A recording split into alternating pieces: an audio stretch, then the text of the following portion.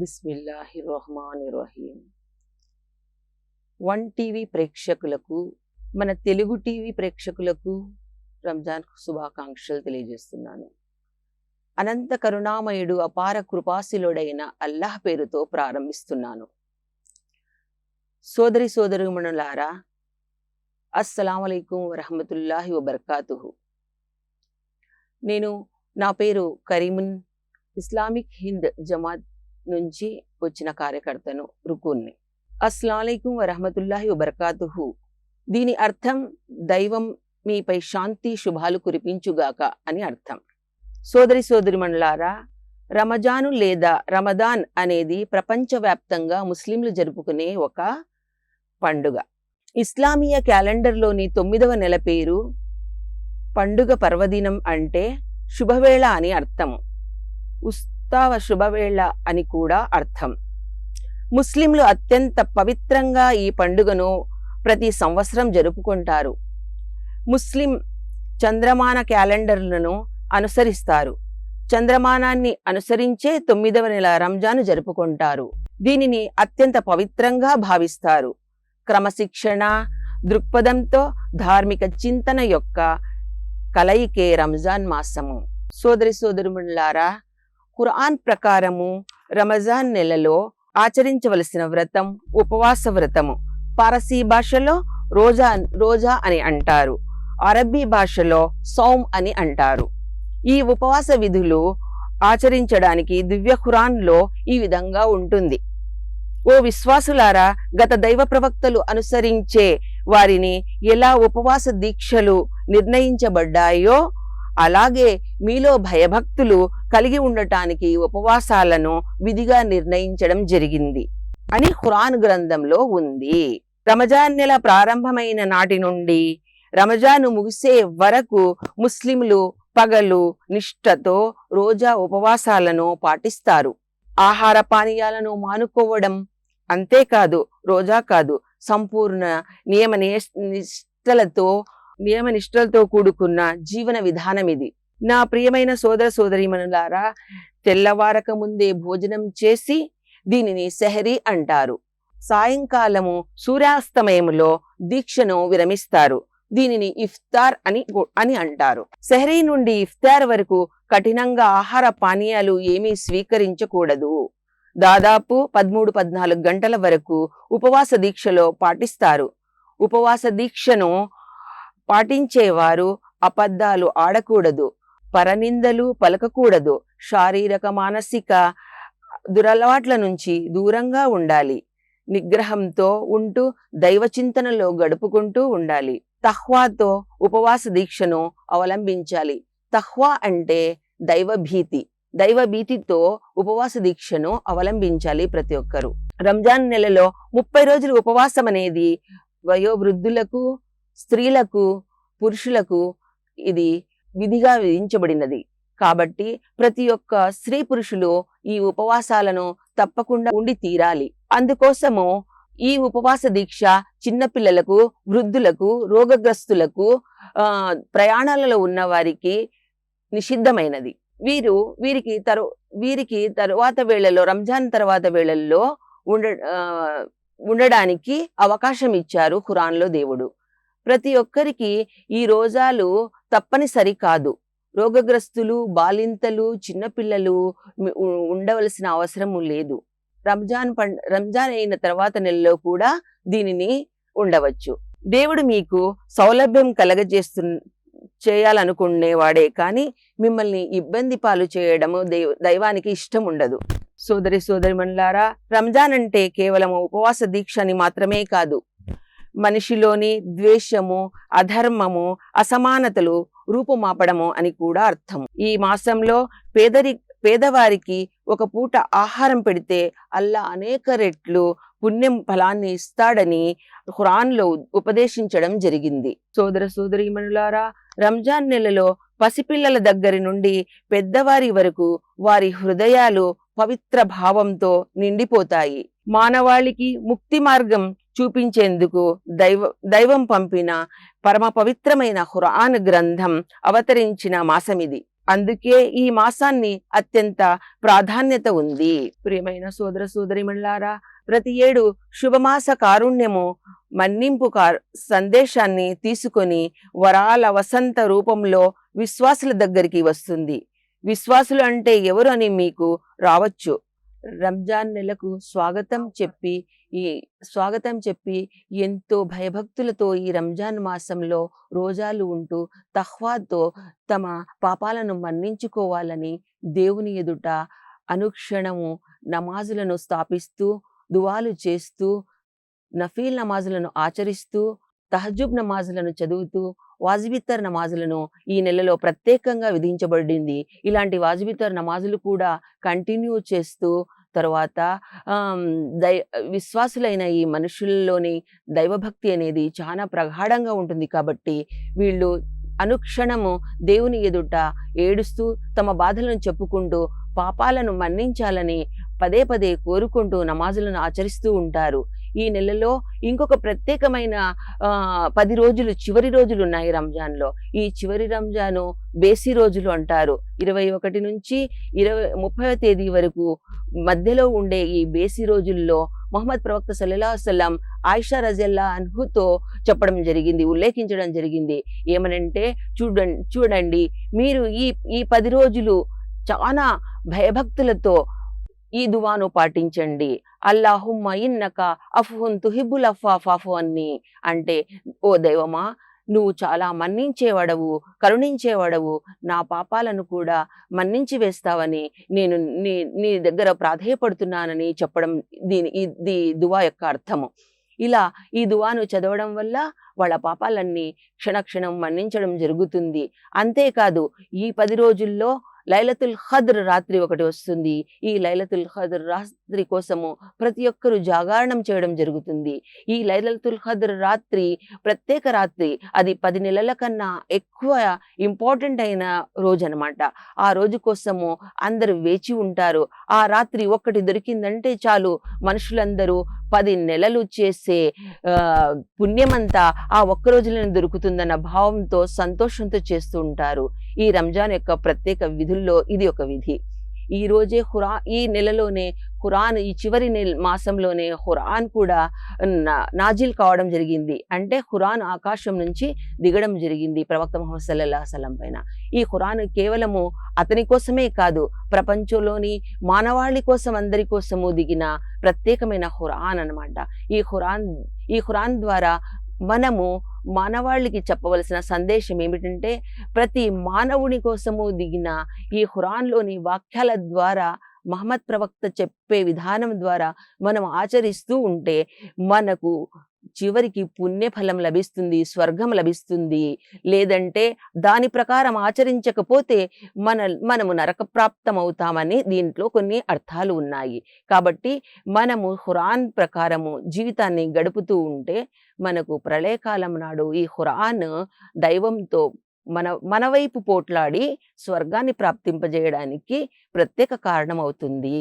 అంతేకాదు, ఈ రంజాన్ నెలలో ప్రతి ఒక్క మానవుడు జకాత్ విధించబడింది. ప్రతి ఒక్క మానవుని పైన ఖురాన్లో ఇలా చెప్పబడింది, ఖురాన్లో ఇలా చెప్పబడింది, ఓ మానవులారా, మీరు ప్రత్యేకంగా నా కోసమే కాకుండా ఏ పుణ్యకార్యాలు పుణ్య ఫలము చేసిన నా కోసమే కాదు, మీరు చేసే కర్మలన్నీ మీకోసమే, కేవలము నా కోసము మీరు రోజాలు ఉంటారు. ఈ రోజాకు ఫలాన్ని నేను చివరి రోజు, ప్రళయకాలం రోజు నేనే ఇస్తాను అని చెప్పారు. అంటే ఈ రోజాల యొక్క ప్రత్యేకత అంతగా ఉన్నది. కాబట్టి దీనికోసము ఎంత పుణ్యం ఇస్తారో, ఎంత లాభం ఇస్తారో మనకు తెలియదు. కాబట్టి ఆ లాస్ట్ ప్రళయకాలం కోసమే ప్రతి ఒక్క మనుషులు విశ్వాసంతో, ధార్మిక భక్తితో ఈ రోజాలను తఖ్వా ద్వారా ఉంటారు. ఇదే కాదు, ప్రతి ఒక్క మానవుడు జకాత్ విధించడం జరిగింది ఖురాన్లో. నమాజ్తో పాటు జకాత్ ఇవ్వమని ఖురాన్లో 82 సార్లు చెప్పడం జరిగింది. అంటే దీని యొక్క ప్రత్యేకత ఎంత ఉందో అర్థం చేసుకోండి. 82 సార్లు అంటే మామూలు మాట కాదు. 82 సార్లు జకాత్ ఇవ్వాలి అని విధిగా నిర్వహించబడిందంటే ప్రతి ఒక్క మానవుడు, డబ్బున్నవాడు, ఆస్తి అంతస్తులు, పొలాలు, నగదు, బ్యాలెన్స్లు బంగారము, వెండి వంటి ఆభరణాలపైన మనం జకాతు ఇచ్చి తీరాలి. జకాతు ఇవ్వడం వల్ల మన ఆస్తులు, బంగారము, వెండి, సంపద, బ్యాంకు బ్యాలెన్స్‌లు అన్నింటి మీద దేవుడు శుభం కలిగిస్తాడు. శుభం అంటే దాని మీద ఎలాంటి చెడు ప్రభావం పడదు. పోవడం గానీ, యాక్సిడెంట్‌ల ద్వారా నాశనం కావడం గానీ, పంట పొలాలు ఫ్లడ్స్‌లో వచ్చి కొట్టుకుపోవడం గానీ, ఇలాంటివి జరగకుండా దాన్ని ఫ్రెష్‌గా మనకు అవసరానికి కాపాడుకునేలాగా ఉంచుతాడని అర్థము. కాబట్టి ఈ జకాతు మనం ఇస్తే మన సొమ్మే ప్రత్యేకంగా పరిశుభ్రమై ఉంటుంది అని అర్థము. పరిశుభ్రమై ఉండడం అంటే జకాత్ ద్వారా పరిశుభ్రత కలిగి ఉండడం అని అర్థము. దీనితో ప్రతి ఒక్క మానవుడు ఫస్ట్ ముహమ్మద్ సల్లల్లాహు అలైహి వసల్లం యొక్క సహచరులు జకాత్ ఇవ్వని వాళ్లకు అలాగే వాళ్ళ ఇంటికి వెళ్ళి పట్టుకుని వచ్చి జకాత్ ఇవ్వలేదని లాక్కొచ్చి వాళ్ళ ఇంటి నుంచి సొమ్ము తీసుకొచ్చి పేదవాళ్లకు పంచిచ్చేవాళ్ళు. కానీ ఈ కాలంలో అలా చేయటం లేదు. దేవుని మీద భక్తి, భయము, తన సొమ్ము బాగా ఉండాలనే నిర్ణయం ఉంటే కంపల్సరీగా వాళ్ళు జకాతు ఇచ్చి తీరుతారు. ఈ జకాతు వల్ల పేదవాళ్ళు, అంగవికలాంగులు, అన్నానికి తపించేవాళ్ళు, ధర్మస్థానాల్లో ఉండేవాళ్ళు, వీళ్ళందరికీ ఈ జకాత్ రూపములో పంచిపెట్టడం జరుగుతుంది. వాళ్ళకు కూడా అన్ని సౌకర్యాలు కలుగుతాయి. వాళ్ళు కూడా ఆనందంగా ఉంటారు. వాళ్ళ ఇళ్ళలో కూడా తమ పిల్లలకు పెట్టడానికి పిరికెడు అన్నం పెట్టే స్తోమత కలిగి ఉంటారు. కాబట్టి ప్రతి ఒక్కరు జకాతులు ఇస్తుంటే ఈ దేశంలో పేదరికమే ఉండదు. పేదరికం నాశనం కావాలంటే మన సొమ్మును ఇంట్లో పెట్టుకుని బ్యాంకు బ్యాలెన్స్లలో పెట్టుకోవడం వల్ల మనకు శుభము జరగదు. అలాంటి వారికి దైవము కఠినమైన శిక్ష వేస్తానన్నారు. అది వైల్ అనే ఒక జహన్నం అంటే నరకము. నరకములో కొన్ని స్టేజెస్ ఉన్నాయి, 7 స్టేజ్లు. ఆ స్టేజ్లో వైల్ అనే స్టేజ్లో వేసేశారంటే దాని నుంచి బయటపడడం చాలా కష్టము. చాలా విపరీతమైన బాధాకరమైన శిక్ష అది. అలాంటి శిక్ష మనకు పడకూడదంటే మనం పిసినారితనాన్ని వదిలివేయాలి. పిసినారితనం చేసేవాళ్ళు జీవితంలో చాలా నష్టపోతారు. ఇక్కడ మాత్రమే రూపాయను ఎత్తి పెట్టగలరేమో కానీ చివరి ఘడియల్లో మరణానంతరము అవి ఏవి మనకు పనికిరావు. ఈరోజు మనము సత్కాలు ఇవ్వడము, పేదలకు దాన ధర్మాలు చేయడం వల్ల మనకు దైవము రాబోయే కష్టాల నుంచి, రాబోయే నష్టాల నుంచి కాపాడుతూ వస్తూ ఉంటాడు. అంతేకాదు మన జీవితంలో భయంకరమైన యాక్సిడెంట్ల నుంచి, భయంకరమైన రోగాల నుంచి కాపాడబడతాము. ఈ సతకాలు ఇవ్వడం వల్ల పేద సాధలకు యా యుహల్లజీనా ఆమను కుతిబ అలైకుముస్ సియాము కమా కుతిబ అలల్లజీనా మిన్ ఖబలికుం లఅల్లకుం తత్తఖూన్. ఓ విశ్వాసులారా, ఉపవాసాన్ని మీరు విధిగా నిర్ణయించడం జరిగింది.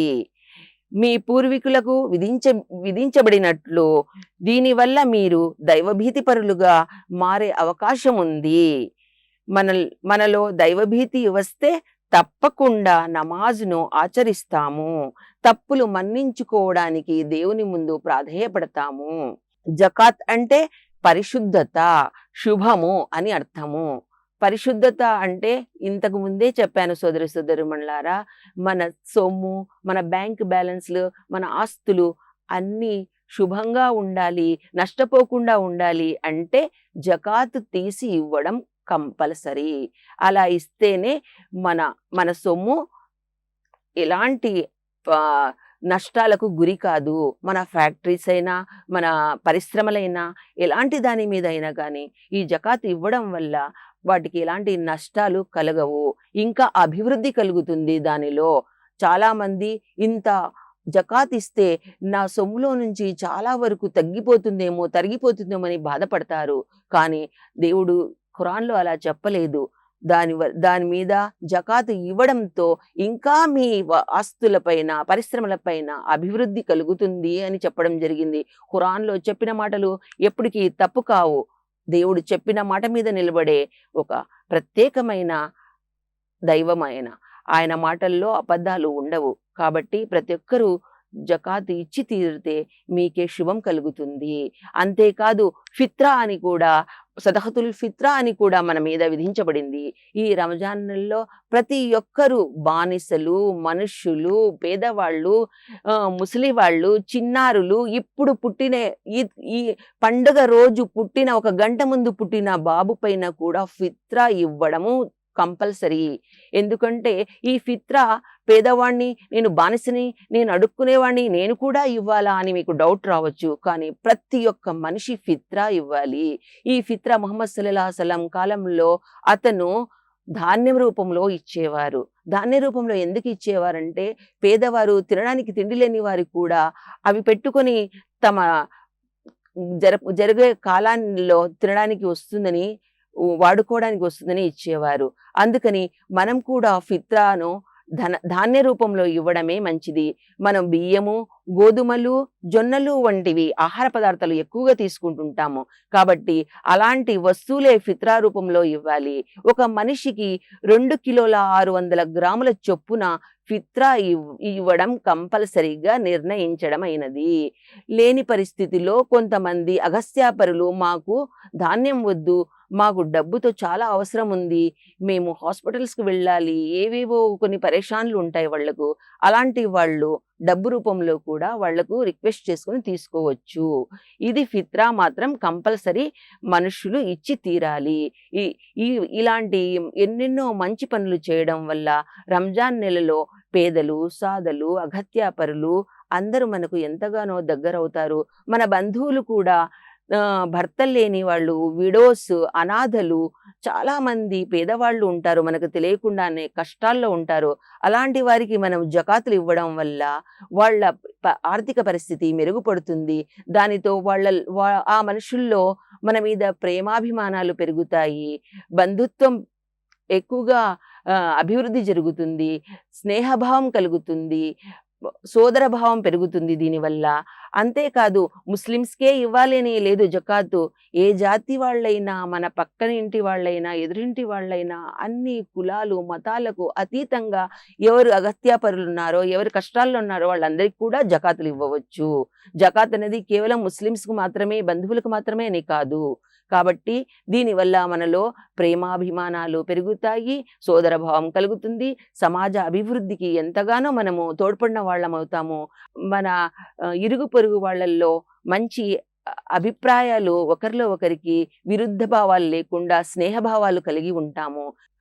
సోదరిమణులారా, ఈ రంజాన్ నెలలో మరొక ప్రత్యేకం ఏమిటంటే ప్రతి ఒక్కరూ ఉదయము, రాత్రి, పగలు, రాత్రి అని చూడకుండా ఖురాన్ను పదే పదే చదువుతూ ఉంటారు. ఖురాన్ చదవడం వల్ల ఒక్కసారి వచ్చే పుణ్యం కన్నా 70 రెట్ల పుణ్యం ఎక్కువ వస్తుందని ఈ నెలలో చాలామంది ఖురాన్ను పదే పదే చదువుతూ ఉంటారు. అంతేకాదు నఫీల్ నమాజులు కూడా పదే పదే చదువుతారు. ఎందుకంటే ఒక్క నఫీల్ నమాజ్ చదివితే ఒక ఫరజ్ నమాజ్తో సమానం అవుతుందని, ఒక ఫరజ్ నమాజ్ చదివితే 70 ఫరజ్ నమాజులతో సమానం అవుతుందని ఈ నెల యొక్క ప్రత్యేకత. కాబట్టి ఎక్కువగా నమాజులు ఆచరిస్తూ ఉంటారు. అంతేకాదు వాజిబిత్తర్ నమాజ్ కూడా ప్రతి ఒక్కరూ చదువుతారు. ఈ నమాజ్ చదవడం వల్ల కూడా వాళ్లకు ఎన్నో లాభాలు కలిగిస్తాడని దేవుడు నమ్మకము. అంతేకాదు ఈ నమాజ్ తర్వాత తహజుద్ నమాజ్ను కూడా అటెండ్ చేసి ఆ తర్వాత సెహరీలో భోంచేసి తెల్లవారక ముందే, సూర్యోదయం కాకముందే భోంచేసి సెహరీని అవలంబిస్తారు. ఈ విధంగా వాళ్ళు తఖ్వాతో రంజాన్ పూర్తి కంటిన్యూ చేసిన తర్వాత ఒక్క షవ్వాల్ నెలవంక కనిపించిన వెంటనే, పండుగకు ఒక రోజు ముందు షవ్వాల్ నెలవంక కనిపిస్తుంది. ఆ నెలవంక కనిపించిన వెంటనే అందరూ ఫిత్రాను ఇవ్వాలి.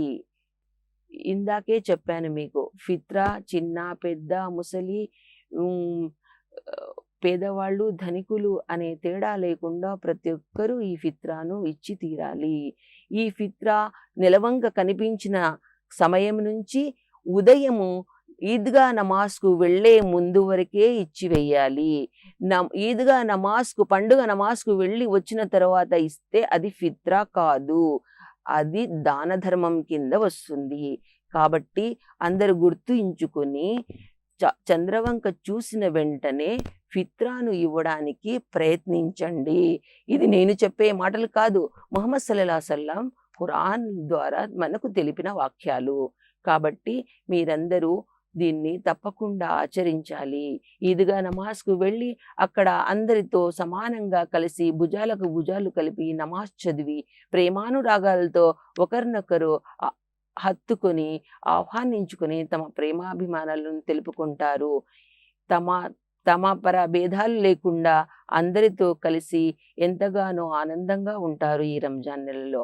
హిందువులు, ముస్లింలు అనే తేడా చూడకుండా అందరూ షీర్ ఖుర్మాలను తిని వాళ్ళ వరకు, వాళ్ళ ఇండ్ల వరకు, బంధువుల వరకు, ఫ్రెండ్స్ వరకు ఇచ్చుకొని చాలా ఆనందంగా ఈ రంజాన్ పండుగను జరుపుకుంటూ ఉంటాము.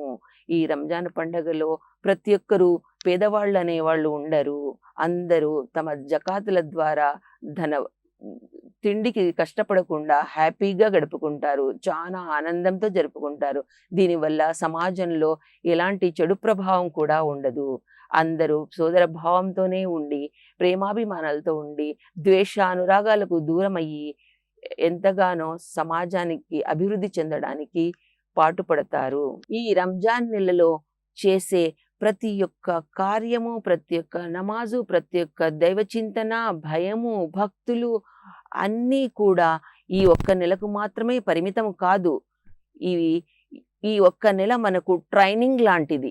దేవుడు మనకు ట్రైనింగ్ లాగా పంపించిన నెల ఇది. ఈ నెలలో మనం చేసే ప్రతి ఒక్క పుణ్యకార్యాలు, నమాజులు, ఫిత్రా, జకాతు, పేద సాధలకు సహాయపడే గుణాలు ఇవన్నీ మనము వచ్చే 11 నెలల వరకు కూడా కంటిన్యూ చేయడం కోసమే దేవుడు ఆజ్ఞాపించాడు. కాబట్టి ఈ నెల వరకే మనము నమాజులు చదవాలి. ఈ నెల వరకే ఫిత్రాలు, జకాతులు ఇవ్వాలి. ఈ నెల వరకే అందరికీ సహాయపడాలి. ఆ తర్వాత అన్నీ వదిలేసి ఇంట్లో కూర్చొని హ్యాపీగా జీవితం గడపాలి అనుకోవడము చాలా తప్పు. కాబట్టి ఈ ట్రైనింగ్ నెలను కంటిన్యూగా 11 నెలలు మనం ఇలాగే చేస్తే మనకు దైవము స్వర్గప్రాప్తి కలిగిస్తాడు. సమాజంలో ఇది చాలా ప్రేమానురాగాలను కలిపి సమాజాభివృద్ధికి తోడ్పడుతుంది.